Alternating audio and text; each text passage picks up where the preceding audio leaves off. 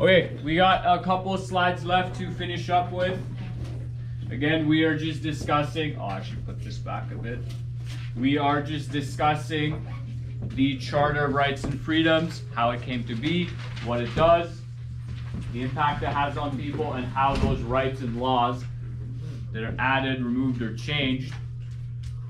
The last slide we did, grade 9, since there's a lot of confused looks on your face, was the Japanese internment, so right after that. I need a pencil. Not prepared for class. Imagine if we were doing our test today. So once the Charter of Rights and Freedoms comes into place, it guarantees a variety of rights for all individuals. We already did a project on our individual rights. So can an employer, I mean, how many of you have a job? A couple of you. How many of you, most of you will probably get a job within the next 3 years. Can your employer, the person hiring you, discriminate based on your gender? No. Yeah. Can they say no to you working there based on your skin color? Yeah. What about your religion? Not quite. Right? Maybe to an extent, you know, if you work at a Catholic school, they might want and prefer you to be Catholic. But if you're just working at McDonald's or you're working at some sort of factory, can they discriminate against you in any of those ways? No, they cannot. Okay. There have been some examples in history of people wanting to get paid the same for the same work. Okay. One of the issues I have with that is just because two people are tasked to do the same job, does it mean that they produce the same results? Like some of you play hockey. How many forwards are there on a team? 12. No. Yeah. 11. Okay, there's more than 10 forwards. Do all of them are tasked with what? To score goals. Right? They have a job to do. They got to score goals. They're the forwards. You have, let's say, 10 forwards. Do they all produce the same amount of goals? No. No. Do they all produce the same amount of assists? No. No.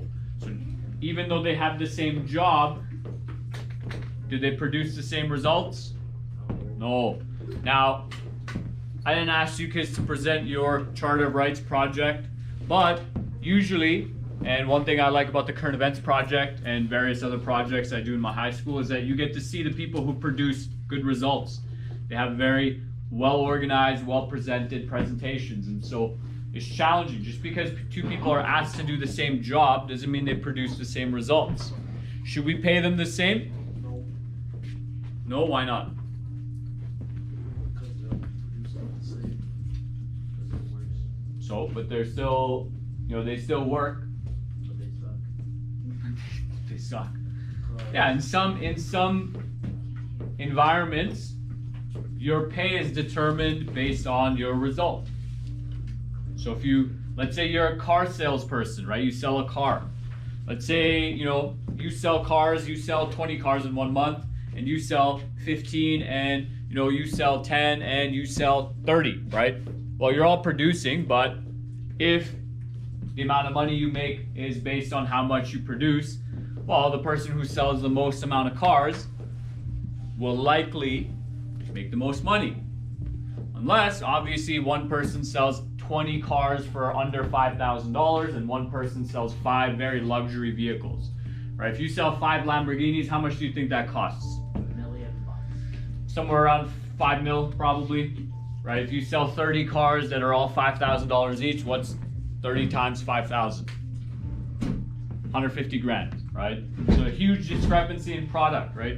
And so, you know, just because you do the same thing doesn't mean you necessarily get the same result. And so that second point can be challenging. Obviously, you know, if you're tasked to do similar things, you know, teachers get paid equally across the board, depending on how much education they have, how many years of experience. Doesn't matter what subject, doesn't matter how well your students do, you know, we get paid the same. Okay. Another issue why people may or may not be paid the same for the same job, same task, is because some people are able to better negotiate for a pay raise. Okay, so let's say you've been working at a company for a year, or maybe you'll do that at some point. Let's say, your job at McDonald's, wherever, fast food, you're doing a really excellent job. The workplace is better with you there. Some of you may choose to ask your boss for a raise, others will not, right? And that can relate to your agreeableness level in terms of your, like people who are low in agreeableness is your personality, who are more likely to disagree, will go up to their boss and they'll disagree. They'll say, hey, I think I deserve more money than you're paying me. That's a disagreement. People who are high agreeableness won't do that because conflict is difficult for them. Okay. And we already talked about, so just based on that second point, there's a lot of reasons why two people can be paid very differently. It doesn't necessarily just have to do with your gender, race. It can also do with your productivity and also how willing you are to ask for more money. And the other thing is, two people can ask for more money, but one person can more clearly state why they should get it. Maybe they're really good at writing and speaking and thinking. The other person could simply go into their boss's office and say, hey, I think I deserve a $10,000 raise. Your boss can just say no. There's no argument. There's no reason. But if you say, hey, listen, to your boss, since I started working here, our company sales have gone up. Our team has done more projects. We have seen more results. I think I should get a $10,000 raise based on how much more productivity I brought to the company. That person has a very good argument for why they should be paid more. And additionally, at this point, this is just life advice. If you have 2 or 3 other jobs lined up, potentially you could go to, you can say, hey, listen, I have somebody who's willing to pay me, 1.5 times what you're paying me, but I would like to stay here at this work environment. So what are you willing to do? Okay. Anyways, you can make adjustments at some point to allow more people to work for you. So RCMP has allowed members of the Sikh community to wear their turbans while they are on duty. In Ontario also, Sikh people can wear their turbans while riding a motorcycle, so they don't need a helmet. They can get a permit to allow that. We can make adjustments. You can't be discriminated or fired based on your age. A person has the right to not be fired for taking time off for a religious holiday, even when it's not observed by the rest of the company or organization. So again, all of these rights are there to protect you from people being tyrannical. That's a word that you'll hear more about in grade 11 and 12. But you don't want your boss or your supervisor to just manipulate you, like a little underling. So you have rights that protect you.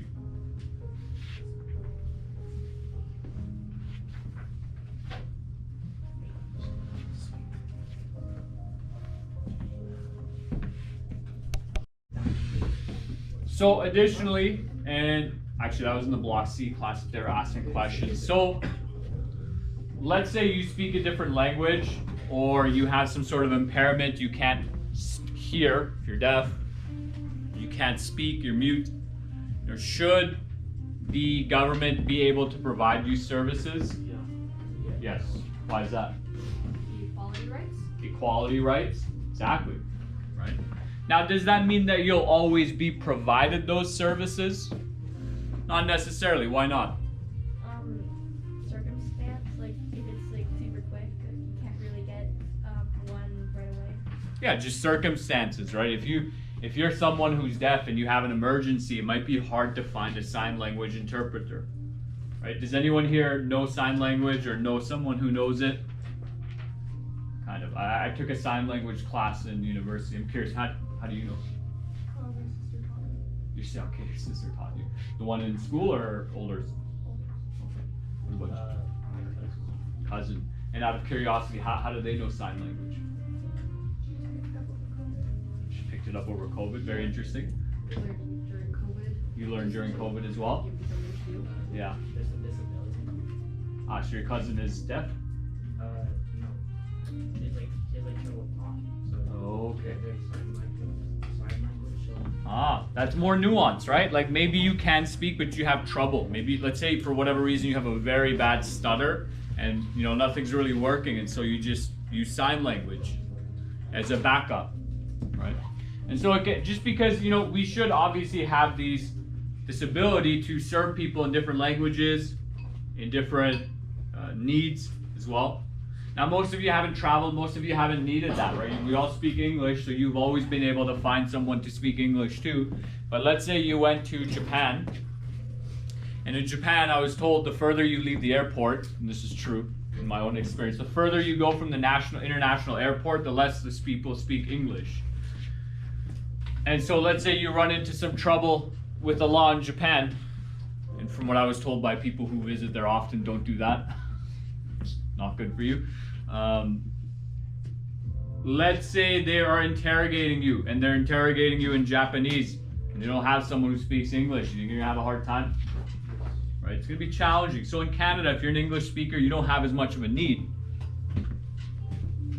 right? But with that same issue, with equality, being able to give people equal access to services, it doesn't mean that service will always be met. It might be very difficult to find people who want to work in certain areas and jobs who can use sign language.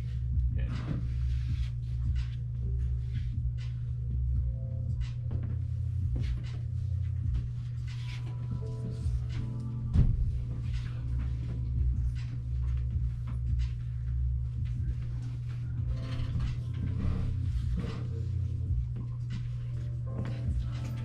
So at some point in Canada's history prior to, because many Western countries are kind of founded on Judeo-Christian values, I guess at some point in Canada's history, in Alberta's history, they had what was called the Lord's Day Act. It made it illegal. Not required, but illegal, meaning if you were open, it made it illegal to be open on Sunday, which means that if you were open, maybe you could get a fine. Well, why is that? That's actually a very interesting question, considering we're at a Catholic school. Why would Sunday be so important? Hendricks? Well, what's the number? Until 1985. Yeah, 1985. Anyone? Any guesses? Why is Sunday so important? It's also on the slide. Harder. I actually forgot. It's friends. Church. Church, right? So if you read the Bible, which from my little stint in religion class doesn't seem like we do. Anyone know how the book of Genesis starts? First book in the Bible? More or less. Anyone know the story of creation? Christian story of creation? Sunday was the resting day. Yeah, so as the story goes in the Bible, first it was dark. And more or less, I'm paraphrasing the story, God said, let there be light. And then from that, the universe expands out and was created. And there were 7 days. On each day, 1, 2, 3, 4, 5, 6, God created something new, right? He expanded more of creation. And what did God do on the 7th day? He rested, as the Christian story goes. Which means that if you are a country that's primarily religious value is Christian or Judeo-Christian, the Jewish and Christian history and origin, it means that you will not work on Sunday because you're following and adhering to your religion, right? So that's why they had this Lord's Day Act. Okay, the law upheld the Christian Sabbath or day of rest, which practically speaking is pretty useful. If you work 7 days a week, 365 days a year, you're probably going to be miserable. So it's nice to have a day of rest. Right now we call it the weekend. We have Saturday and Sunday. But as a country gets more multicultural and different religions, you need to expand out. You can't force people to follow the norms of one religion. Morally speaking, it would be wrong. Okay. Additionally, let's say you had an emergency on Sunday. I don't know, hopefully none of you have children, but one day, maybe you'll have a child. Maybe your child will poop their pants, and you'll go to your little pantry and see, oh, there's no diapers. What if that happened on Sunday before 1985? Then what? The stores are closed. What if you run out of some food? So there are some complications made. Anyways, particular store, they thought, you know what, we don't really like this law, we're just going to stay open on Sunday as kind of a protest, whatever they might call it, and that begins the process of questioning the law and questioning the practice. Like, why are we closed on Sunday? And like the previous slides, when these laws are readdressed and reapproached, you know, there's a court case involved, and it can go all the way up to the Supreme Court. What's the Supreme Court again, grade 9s? It is the Judicial branch. part of the judicial branch. What is it? The medium court? Is it the low level, the high level? Which court is it? The highest level of court in Canada, right? So the Supreme Court is likely where laws are going to be changed and readapted and shifted around, right? The Supreme Court found that the Lord's Day Act violated Canadians' fundamental right to freedom of conscience and religion. So your freedom of religion, let's say you're Muslim, you're Jewish, you're not religious. You know, do you have a freedom to not be ruled under those laws? Okay. Or maybe you are Christian, but you don't practice, right?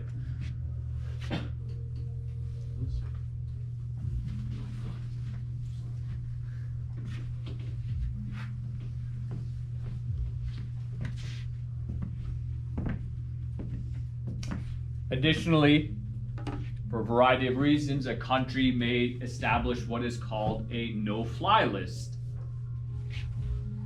And as it suggests, it means that these people won't be flying. You know, why might a country want to prevent some people from entering a plane? Any guesses? After 9/11. 9/11 is a very significant event. 2 planes flew into the World Trade Center in America, New York, 2001, before you were born. Changed the world. Why else? Because there's record of them being like dangerous and they don't want them moving around. It could be a violent person, right? How would you feel being locked in a metal tube sitting beside a violent offender? Somebody who's known for randomly beating up people or stabbing them, whatever. No? Any other reasons we can think of? So potential terrorism issues, potential violence issues. Anything else? Like people trying to smuggle things across borders. Yeah, right? You know, let's say you're someone who likes smuggling baby turtles and baby snakes and like reptiles and other sorts of... You're making a face, but it happens. People do this every now and then. They get caught, right? People will smuggle valuable and rare and extreme animals for this weird market of either pets, or in some countries, in some places, they'll take parts of those animals and use them like medicinally. You know, different, right? So maybe this person is known for smuggling things across the border, right? They've been caught, could be drugs as well. So there's a variety of reasons why you could put someone on a no-fly list. You don't want them flying, but I think it's on the next slide. But what happens when, you know, they get you incorrectly? I don't know what's going on with my remote or the slideshow. You know, what if they wrongly associate you with some people who are potential threats and put you on a no-fly list? You know, would that impact your life? Yes. How come? I don't know. Because you couldn't go anywhere. Yeah, it limits your ability to travel, to move, and to move quickly. Has anyone here driven across Canada? Yeah. What was your trip? So I went from Edmonton to Toronto. I've done that 3 times by vehicle. I went to Winnipeg. Winnipeg, yeah, that's quite a bit away. Anyone else? Newfoundland. You drove from Edmonton to Newfoundland. Oh my! I didn't do it. My dad did it. Of course, your dad drove, but you were in the car. Yeah, over there. Oh, did anyone else want to mention their journey? All right, so anyone who's done that, you know, for those of you who don't know, driving from Edmonton to Toronto is about 36 hours. Right, so that's about 3 days in a car. If you did what I did, which was going with my family, what you did as well.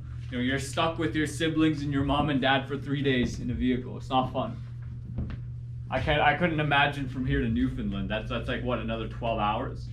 It took you 4 days? We stopped at hotels and stuff. It wasn't just a straight. No, of course you don't drive all the way there, but you were driving for 4 days. Yeah. Yeah. Right? I don't know. I was asleep for that. You're asleep. How old are you? Like 3 or 2 or something. Oh, you didn't suffer. Your parents did. You were probably in the back seat crying. Probably was. Oh. First time I did that, I was in grade 3. I've done that when I was an adult as well, twice. Yeah, those are the 3 times. Anyways, flying from here to Toronto is 4 hours. So imagine if you need to get across the country and you're on the no-fly list because they made some sort of mistake. It would really upset your life. It would be against your rights.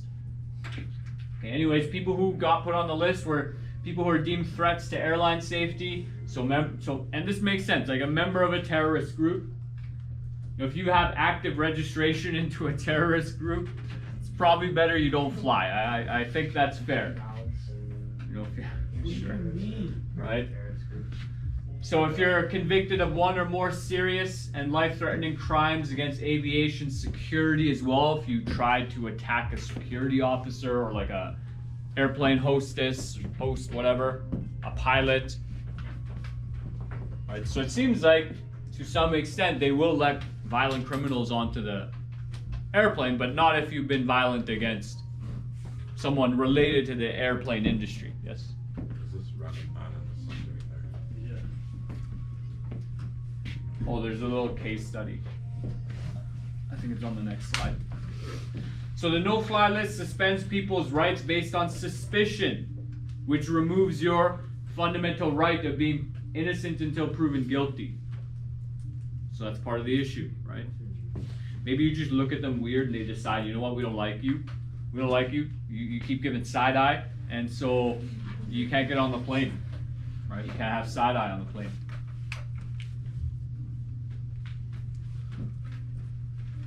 Oh, that photo, I thought there was a slide about that photo. I think that gentleman was wrongly put on a no-fly list, and then he had a court case about it. It should be in your questions, though. There's some sort of connection with that photo.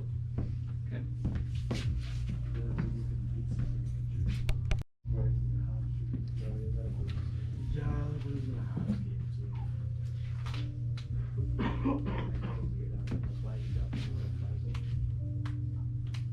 So this slide is just an expanded note on the previous one, and you know, again, when the job you work is based on not necessarily results. So let's say you have 2 people, they do an office job. And they're just doing administrative work, filing stuff. Okay, you have a man and a woman, equal experience, same job. It wouldn't make sense to pay one less than the other. Now obviously one person could ask for a raise sooner than the other. But that's a different aspect of it, right? So let's say the salary cap minimum maximum was anywhere from $40,000 minimum to $75,000 maximum after you've been working for 5 years. If all of a sudden 2 employees who'd been working for 10 years, one guy, one girl, one got paid, you know, $100,000 a year, going over the cap, it wouldn't make sense. And so there was a particular case in Ontario. There was a charter challenge that was presented over being paid equally for the same work, same experience, and I would hope the same result. Right? You're doing the same thing. So let's say like your waste management, you drive a garbage truck. You know, it's the same job, same task, same experience. Those 2 people should get paid the same. Right? But now, I don't know, let's say you're driving the truck and you got into a car crash. You like T-bone someone in an intersection. Is that a reasonable reason to lower your pay? Yeah. Could be. I don't know if you can actually do that. Might be reasonable to fire that individual if they're driving recklessly.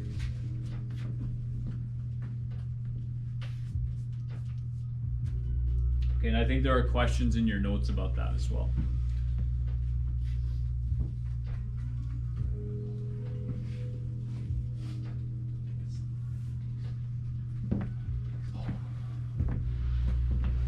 Additionally, in regards to your right to work and your rights associated with your age, so this Professor Olive Dickinson challenged whether the U of A, University of Alberta, could force her to retire at age 65. So she said that forced retirement was discrimination based on age. The Supreme Court disagreed with her because she had agreed to retire at 65 before she took her teaching position. So I'm not sure of the specifics of this case. I don't know if somewhere in her contract it said that at 65 you're done working here, we're gonna find a younger person, someone who can work for us longer. I don't know the specifics of this case, but if you sign a contract that says that you have 5 years to work, they want you to work for 5 years, you have to fulfill that contract, more or less. They're legally binding. Okay, so I don't know the situation here, but in Canada there is a retirement age. It's around 65. They might have moved it to 67, although that would be not good. You don't want people who are that close to 70 working necessarily. But from my understanding, it's not that you cannot work. It's that it would be preferable that maybe you enjoy your retirement, because if you are over the age of 65 and you keep working, and honestly, this problem kind of gets perpetuated in the teaching field, that if you're over 65 and you keep working, do you think it makes it more difficult for you to find a job? Potentially, right? It really depends on what kind of job they're doing over the age of 65. Let's say they're doing consulting, someone who's 67, they've been teaching for 30 years, 40 years, and they want to do some consulting with the province. Is that a job you can do? No, right? You're not qualified for that job. But let's say they're working at a fast food restaurant because they just want a little bit of extra money, and maybe they're bored, they just want people to talk to. Is that a job you could do? Yeah. Yes, and so part of the the moral or ethical reason why you should retire is so that new people can come in and take that place. And that cycle continues over and over. But if too many old people stay into the job market, it means that younger people have less opportunities depending on the type of jobs they're trying to fulfill. Right? So it does make sense to have an age where you want people to retire and move on. Right? Like, you wouldn't want to be in grade 9 for the next 3 years, would you? No. Would that be fun? Doing grade 9 courses over and over again? I mean, let's be honest, the only thing more boring than social is doing social studies again. It's not fun, kids. Don't fail your high school classes. You'll have to repeat them. Yes? What about like the Prime Minister or like the President? Good question, and I was going to get to that point. When do senators have to retire? How old can you be? It's like 75 or 70? 75. 75! That's kind of crazy, eh? Now, what is the role and job of a senator? I don't know what you just said, but I don't think we need to repeat that. Generally speaking, from what we learned, what do senators do? Yeah, they help to pass or decline laws. Now, there is something to be said about the wisdom gained from living a long life and living a life where you're doing a lot of things and experimenting and learning. And so, if you have people, boys, who are deciding your future, you want a healthy balance of people with a lot of experience, but also people who are going to be around for a little bit. If you're 85, well, first of all, does anyone know the average lifespan in Canada? I think it's 76 for men and something like 78 for women. Verify me on that. I don't know if Canada's above 80 yet. I don't know if we'll actually get there. But, if you're above 75, how many years can you expect to live reasonably? 70, 60. How many more years, sorry? Oh. You're 75 years old. How many, No, reasonably, you could maybe potentially get to 100. It's very uncommon. You could get to 85. So you have some time left, but let's say you're a senator and you're 55. Now, obviously, kids, you can die at any point, right? Tragedies do occur. But if you're 55, you could reasonably live for another 30 years. So hopefully, by the time you're 55, you have enough experience in life, you understand some things, you can make some good decisions, maybe you've had a family, Maybe you had a job, maybe a business, you're an experienced person, but you still have a bit of time left to go before you expire. And maybe you can make some good decisions for your future and your children's future and other people's children's future, right? So I would make a discrepancy. So part of the thing with teaching is you want someone who's kind of sharp mentally, you want them present, and hopefully they're able to somewhat still connect with their audience. And so if you're like 70, 75 years old, maybe you just don't have it in you to keep up with the demands of the job. And so, these things can get very tricky.